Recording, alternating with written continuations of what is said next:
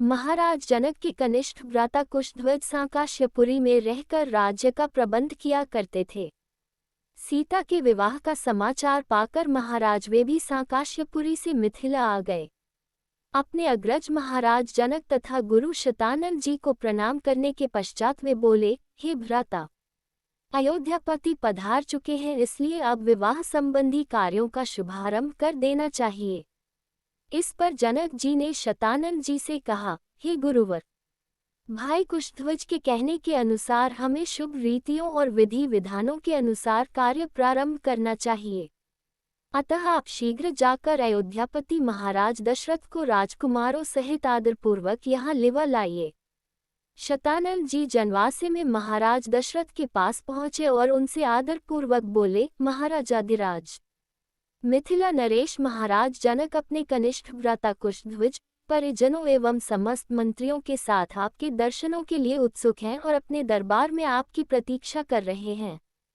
इसलिए आप अपने मंत्रियों सहित पधार कर उन्हें कृतार्थ कीजिए।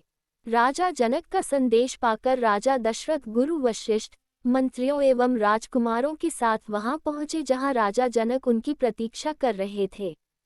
मिथिलापति ने खड़े होकर उन सबका स्वागत किया और उन्हें बैठने के लिए यथोचित स्थान प्रदान किया। जब सब अपने अपने स्थानों पर विराजमान हो गए तो इक्ष्वाकु वंश के गुरु वशिष्ठ जी ने राजकुमारों का गोत्र पढ़ना प्रारंभ किया, जो इस प्रकार था। आदि रूप स्वयंभू ब्रह्मा जी से मरीचि का जन्म हुआ। मरीचि के पुत्र कश्यप हुए। कश्यप के विवस्वान और विवस्वान के वैवस्वत मनु हुए। वैवस्वत मनु के पुत्र इक्ष्वाकु हुए। इक्ष्वाकु ने अयोध्या को अपनी राजधानी बनाया और इस प्रकार इक्ष्वाकु कुल की स्थापना की। इक्ष्वाकु के पुत्र कुक्षी हुए। कुक्षी के पुत्र का नाम विकुक्षी था। विकुक्षी के पुत्र बाण और बाण के पुत्र अनरण्य हुए। अनरण्य से पृथु और पृथु से त्रिशंकु का जन्म हुआ। त्रिशंकु के पुत्र धुंधुमार हुए। धुंधुमार के पुत्र का नाम युवनाश्व था। युवनाश्व के पुत्र माधाता हुए और माधाता से सुसंधि का जन्म हुआ। सुसंधि के दो पुत्र हुए, ध्रुवसंधि एवं प्रसेनजित। ध्रुवसंधि के पुत्र भरत हुए। भरत के पुत्र असित हुए और असित के पुत्र सगर हुए। सगर के पुत्र का नाम असमंज था। असमंज के पुत्र अंशुमान तथा अंशुमान के पुत्र दिलीप हुए। दिलीप के पुत्र भागीरथ हुए। इन्हीं भागीरथ ने अपनी तपोबल से गंगा को पृथ्वी पर लाया। भागीरथ के पुत्र ककुत्स्थ और ककुत्स्थ के पुत्र रघु हुए। रघु के अत्यंत तेजस्वी और पराक्रमी नरेश होने के कारण उनके बाद इस वंश का नाम रघुवंश हो गया। रघु के पुत्र प्रवृद्ध हुए, जो एक शाप के कारण राक्षस हो गए थे। इनका दूसरा नाम कल्माशपाद था। प्रवृद्ध के पुत्र शंखन और शंखन के पुत्र सुदर्शन हुए। सुदर्शन के पुत्र का नाम अग्निवर्ण था। अग्निवर्ण के पुत्र शीघ्रग और शीघ्रग के पुत्र मरु हुए। मरु के पुत्र प्रशुश्रुक और प्रशुश्रुक के पुत्र अम्बरीश हुए। अम्बरीश के पुत्र का नाम नहुष था। नहुष के पुत्र ययाति और ययाति के पुत्र नाभाग हुए। नाभाग के पुत्र का नाम अज था। अज के पुत्र दशरथ हुए और दशरथ के ये चार पुत्र रामचंद्र, भरत, लक्ष्मण तथा शत्रुघ्न हैं। इक्ष्वाकु कुल का वर्णन करने के पश्चात वशिष्ठ जी ने कहा, हे राजन, अब आप भी अपनी वंश परंपरा का परिचय दीजिए, क्योंकि विवाह जैसे मांगलिक अवसरों पर दोनों ही कुल अपने अपने वंश का परिचय देते हैं। महाराज जनक बोले, महर्षि, आपने सर्वथा उचित बात कही है। अब मैं भी अपने कुल का परिचय देता हूँ। प्राचीन काल में निमि नामक एक धर्मात्मा राजा थे। उनके मिथि नामक पुत्र हुआ, जिन्होंने मिथिला बसाई। मिथि के पुत्र का नाम जनक था। उन्हीं के नाम पर मिथिला के राजा लोग जनक कहलाते हैं। जनक के पुत्र उदावसु और उदावसु के पुत्र नंदिवर्धन हुए। नंदिवर्धन के पुत्र का नाम शूरवीर था।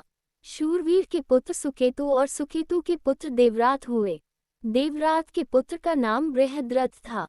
बृहद्रथ के पुत्र महावीर और महावीर के पुत्र सुधृति हुए। सुधृति के पुत्र का नाम धृष्टकेतु था।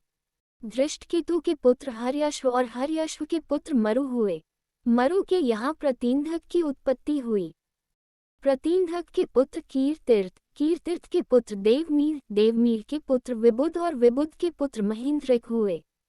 महींद्रक के पुत्र का नाम कीरतीर्थ था। कीरतीर्थ के पुत्र महारोमा, महारोमा के पुत्र स्वर्णरोमा और स्वर्णरोमा के पुत्र ऋष्वरोमा हुए। ऋष्वरोमा के 2 पुत्र हुए, उनमें से बड़ा मैं हूँ और मुझसे छोटा कुशध्वज है। हम दोनों भाई इसी प्रदेश में रहकर राजकाज संभालते थे। कुछ काल पहले सांकाश्य के पराक्रमी राजा सुधन्वा ने मिथिला पर आक्रमण कर दिया। वह चाहता था कि मैं सीता का विवाह उसके साथ कर दूं। मैंने उसकी मांग पूरी नहीं की, इसलिए उसके साथ मेरा युद्ध हुआ जिसमें सुधन्वा मेरे हाथ से मारा गया। तब से मेरा कनिष्ठ भ्राता कुशध्वज सांकाश्य पर शासन करता है और मैं मिथिला पर। मैं अपनी बड़ी पुत्री सीता का विवाह राजकुमार रामचंद्र के साथ और छोटी पुत्री उर्मिला का विवाह उनके कनिष्ठ भ्राता लक्ष्मण के साथ करना चाहता हूँ। मैं 3 बार इस बात को दोहरा कर अपनी दोनों कन्याएं आपको वधुओं के रूप में समर्पित करता हूँ।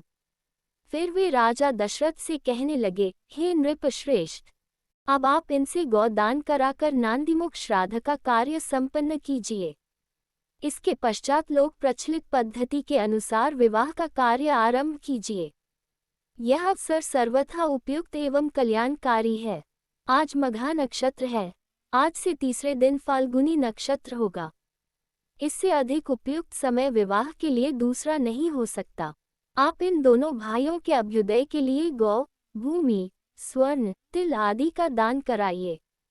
राजा जनक के कथन समाप्त होने पर महामुनि विश्वामित्र बोले, हे राजन, आप और राजा दशरथ दोनों के ही कुल पूर्णतया धर्मप्राण, कीर्तियुक्त एवं समान हैं। अतः इन दोनों कुलों में विवाह संबंध सर्वथा उपयुक्त है। सीता और उर्मिला भी राम और लक्ष्मण के सर्वथा उपयुक्त हैं। आपके कनिष्ठ भ्राता कुशध्वज भी आपकी ही भांति धर्मप्रायण एवं प्रतिभा संपन्न हैं। इनकी भी 2 रूपवती, सुंदर एवं विवाह योग्य कन्याएं हैं। हे नरश्रेष्ठ, मैं चाहता हूँ उनका भी विवाह महाराज दशरथ के 2 योग्य और पराक्रमी पुत्रों, भरत और शत्रुघ्न, के साथ हो जाए। विश्वामित्र की बात सुनकर जनक बोले, हे मुनिव, आपके इस आदेश को स्वीकारते हुए मैं अपने कुल को धन्य समझता हूँ। आप भरत और शत्रुघ्न को आज्ञा दीजिए कि वे कुशध्वज की दोनों कन्याओं, मांडवी एवं श्रुतकीर्ति, को अपनी अपनी पत्नी के रूप में स्वीकार करें। इसके बाद मिथिला नरेश से अनुमति लेकर राजा दशरथ वशिष्ठ जी और विश्वामित्र जी के साजनवासे में लौट गए।